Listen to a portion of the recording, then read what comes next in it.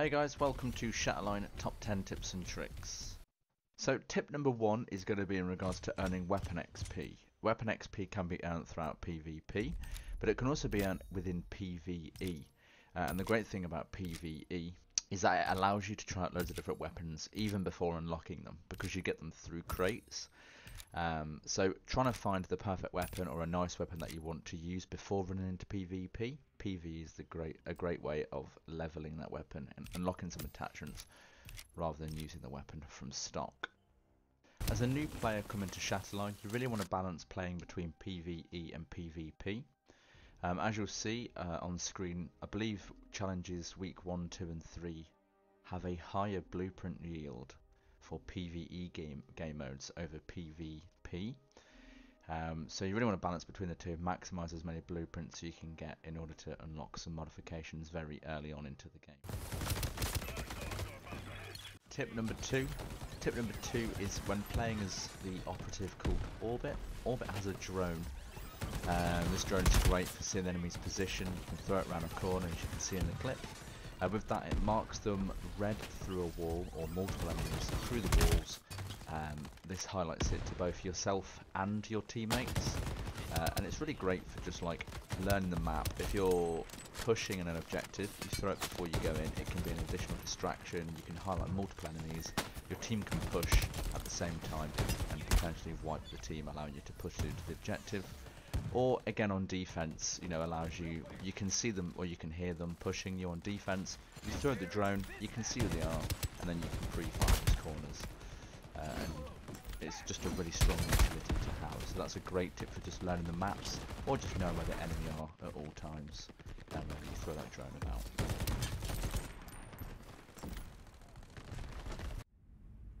Tip number 3. There's 3 like little tips within this tip. So it's quite a nice one for you. These blue crates, you can actually kick them and move them around the map, as well as vehicles that highlight up in blue. If you're in a firefight and you're having to reload, kick the crate. You might hit the enemy. It kills them instantly as well. So it's great for like some little funny moments where you're having a massive firefight and you boot the crate into them. So I'd highly recommend doing that. As well as kicking these crates into players, you can also kick them up against walls and use them to get into hard to reach areas. Some operatives have the ability where they can scale the wall because they've got a climbing hook. If you don't have that, kick a crate up to the arrows, you can jump on top and get up the wall. Also, if you kick one of these crates into place against a big wall and you're playing as Strix or Kite, they have wall grenades, which is like these ice walls that form out the ground when they throw their grenades on them. So you kick the crate into place, throw the wall grenade on top, and that again allows you to climb on top of the wall to then jump over onto it and higher place. So you can really traverse the map vertically rather than just horizontally using these heroes. And if you do play as a hero who has the exo kick, so again, one being Ram, the exo kick actually kicks the box a lot further with a lot more movement. So if you're in a firefight again and you're using an exo kick rather than it being a little kick, you'll really push it into the face. If they do try and dodge it, they'll have no chance if you're using an exo kick operative.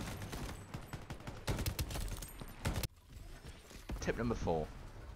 Tip number 4 kind of correlates with tip number 3 in the sense that you're using heroes' abilities to traverse the map. Certain heroes have access to parts of the map which you want to use to your advantage. Again, like I've said, some heroes have the climbing hook, which allow you to climb up to hard to reach areas, whereas some others have the exo kick, and that allows you to kick down the doors. You want to use these to your advantage to get the jump on other players, or locked crates and secrets in PvE.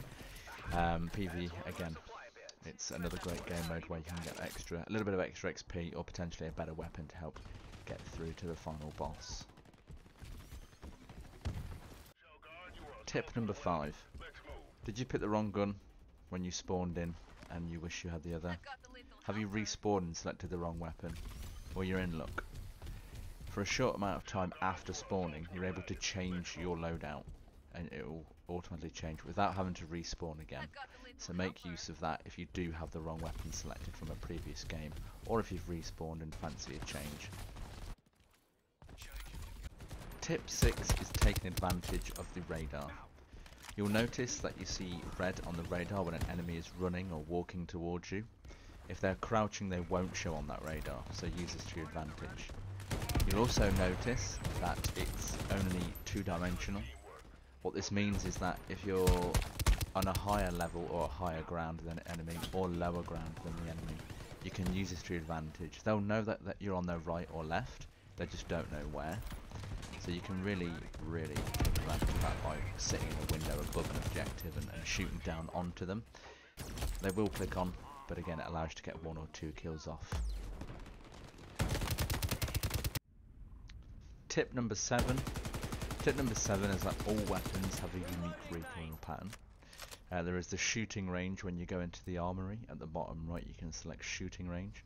With this you can fire a gun, look at the recoil pattern and learn to control that. Again, much like CSGO and Valorant, it's probably very important to at least have an understanding of how the gun reacts when firing if you're just holding down the trigger. Being able to control this recoil will potentially save your life within the game. The game has a decent time to kill, so if you can land multiple bullets on target, then yeah, you're going to be killing a lot more players rather than whiffing your shots because you don't know how the recoil works.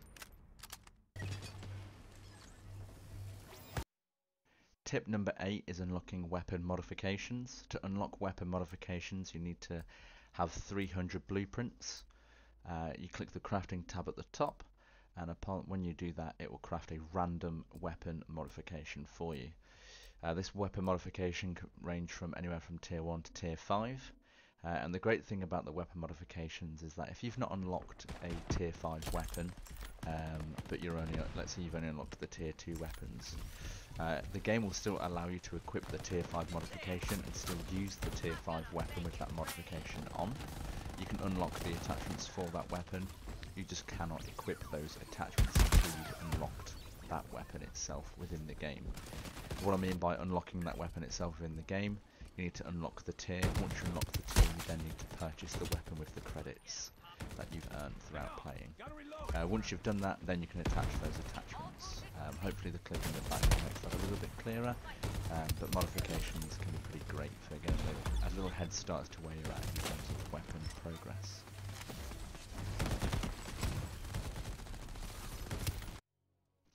Tip number 9 is operatives have a max level of 8. Leveling up the operatives provides benefits such as multiple charges on abilities, decreased cooldowns on both abilities and ultimates. I'd advise working through them all, try to get all operatives to level 8, and that will give you a much better benefit when playing the game. Some examples of that would be Malva. Malva has a healing pack, starts with just the 1. Upon hitting level 2, you get 3 charges on that healing pack, so you can throw 3 down essentially. If all 3 charges are up. Ram also gets a throwing knife or a tomahawk. Again, starts with 1, but upon hitting level 2 or level 3, gets 3 charges on that ability. You can also pick those hooks back up as well. And finally, tip number 10. Tip number 10 is quite an interesting tip, and it has to be my favourite. And it would be, when playing the escort game mode, the objective, or the payload as I call it, has 3 growths on it. There's one on the left side, one on the right side, and one on the front.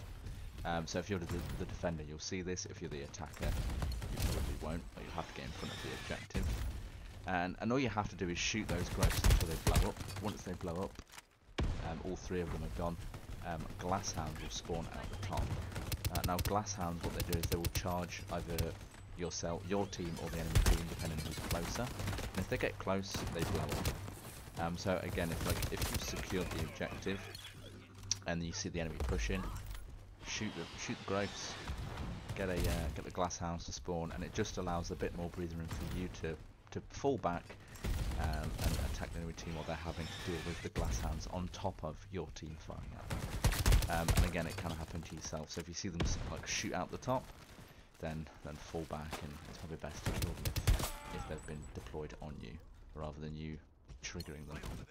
But that is all the tips in this video. Please comment down below what you think your favourite tip was, or if you have any other tips that you'd like to suggest, then yeah, comment and let me know what tips you have. If you like the video, please leave a like, it does help out, and I guess as a new channel, likes mean everything. And if you enjoyed the content and you'd like to see more Shatterline content, I'm aiming to upload every Tuesday and every Friday, so be sure to subscribe. Thanks for watching, guys.